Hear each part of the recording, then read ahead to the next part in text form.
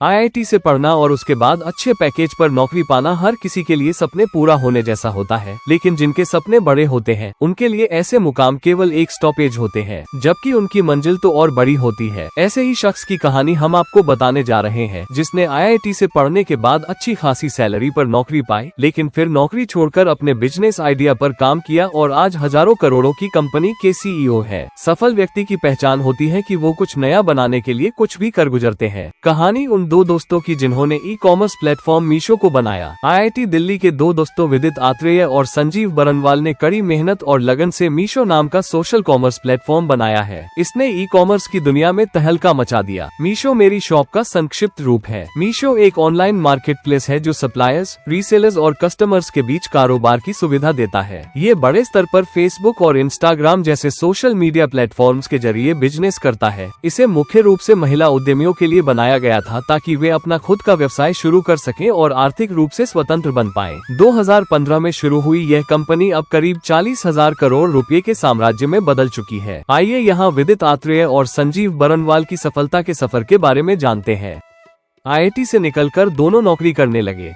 विदित आत्रेय और संजीव बरनवाल IIT दिल्ली में जिगरी दोस्त थे। दोनों मीशो के संस्थापक हैं। ये सोशल कॉमर्स प्लेटफॉर्म है और इसने ई कॉमर्स इंडस्ट्री में क्रांति ला दी। IIT से स्नातक होने के बाद संजीव बरनवाल जापान चले गए। वहाँ उन्होंने सोनी की कोर टेक टीम में काम किया। इस दौरान उन्होंने बहुत कुछ सीखा, काफी अच्छा अनुभव प्राप्त किया। फिर भी उनके मन में हमेशा से अपना खुद का व्यवसाय शुरू करने की इच्छा थी। इस सपने को पूरा करने के लिए उन्होंने अपने दोस्त विदित आत्रेय से संपर्क किया। विदित उस समय बेंगलुरु की कंपनी मोबी में काम कर रहे थे।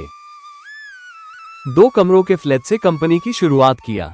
विदित आत्रेय दिल्ली के रहने वाले हैं। उनके पिता दिल्ली जल बोर्ड में काम करते थे। वहाँ उनका परिवार 2 बेडरूम वाले सरकारी क्वार्टर में रहता था। विदित बचपन से पढ़ाई में अच्छे थे और इस वजह से उनके पिता उन्हें IAS बनने के लिए प्रोत्साहित करते थे। विदित का भी सपना था कि वो UPSC परीक्षा की तैयारी करें और IAS बने। उन्होंने पहले JEE क्लियर कर IIT में एडमिशन लिया। यहाँ से ग्रेजुएशन पूरा करने के बाद उनकी नौकरी ITC में अच्छे पैकेज पर लग गई। जून 2015 में स्टार्टअप के आइडिया पर काम करते हुए संजीव और विदित ने अपनी नौकरियां छोड़ दी। जब उन्होंने यह फैसला लिया तो लोगों के ताने भी सुनने को मिले। इसका एक कारण ये भी था कि दोनों को अपनी नौकरी में काफी अच्छी सैलरी मिल रही थी। उनका शुरुआती टारगेट एक ऐसा फैशन मार्केट प्लेस बनाना था जो व्यवसायों की सफलता को प्राथमिकता दे। 2015 के अंत में बेंगलुरु के कोरमंगला इलाके में एक छोटे से 2 कमरों वाले फ्लैट में मीशो का ऑपरेशन शुरू हुआ। उनका पहला ऑफिस उनका डाइनिंग टेबल था।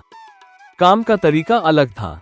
आत्रेय और बरनवाल ने महसूस किया कि फेसबुक और व्हाट्सएप व्यापार के लिए पूरी तरह से उपयुक्त नहीं है। विक्रेताओं को सोशल मीडिया का बेहतर इस्तेमाल करने में मदद करने के लिए उन्होंने मीशो की शुरुआत की। मीशो अनोखे बिजनेस मॉडल पर काम करता है। इसमें रीसेलर्स, जो ज्यादातर गृहिणियां होती हैं, अपने सोशल नेटवर्क में सामान बेचती हैं। सेलर्स ऐप पर अपना मार्केट प्लेस बनाते हैं। ग्राहकों से बातचीत करने के लिए वे व्हाट्सएप का इस्तेमाल करते हैं। अपनी फेसबुक प्रोफाइल को मीशो से जोड़ते हैं। पेमेंट लिंक भी व्हाट्सएप के जरिए ही भेजते हैं। मीशो सामान की डिलीवरी का प्रबंधन करता है और विक्रेताओं से कमीशन लेकर कमाई करता है। लाखों महिलाओं को किया सशक्त। मीशो महिला उद्यमियों के लिए एक रीसेलिंग प्लेटफॉर्म के रूप में शुरू हुई, जिससे उन्हें अपना व्यवसाय शुरू करने और पैसे कमाने में मदद मिली। बिना किसी शुरुआती निवेश के इस सोशल कॉमर्स प्लेटफॉर्म ने लाख उद्यमियों को अपना ऑनलाइन व्यवसाय शुरू करने में मदद की है। इनमें से ज्यादातर महिलाएं हैं। मीशो भारत में महिला सशक्तिकरण का मजबूत माध्यम बन गया है। इससे उन्हें आर्थिक रूप से स्वतंत्र होने और देश की अर्थव्यवस्था को मजबूत करने में मदद मिल रही है। मीशो 6 साल के भीतर 40,000 करोड़ की कंपनी बन गई है। मीशो ने साल 2021 में फिडेलिटी, सॉफ्ट बैंक और बी कैपिटल से 2 किश्तों में 870 मिलियन अमेरिकी डॉलर से अधिक जुटाए थे। सितंबर 2021 में मीशो की वैल्यू 40,000 करोड़ से अधिक हो गई थी। भारत की वित्त मंत्री निर्मला सीतारमण ने उन्हें साल 2020 के लिए young Turk startup of the year के लिए MSNBC पुरस्कार भी प्रदान किया था। वहीं साल 2021 में फॉर्च्यून ने उन्हें 40 अंडर 40 में शामिल किया था। मीशो की सफलता की कहानी दुनिया भर के लाखों उद्यमियों के लिए प्रेरणा है, जो इनोवेशन की शक्ति को दिखाती है।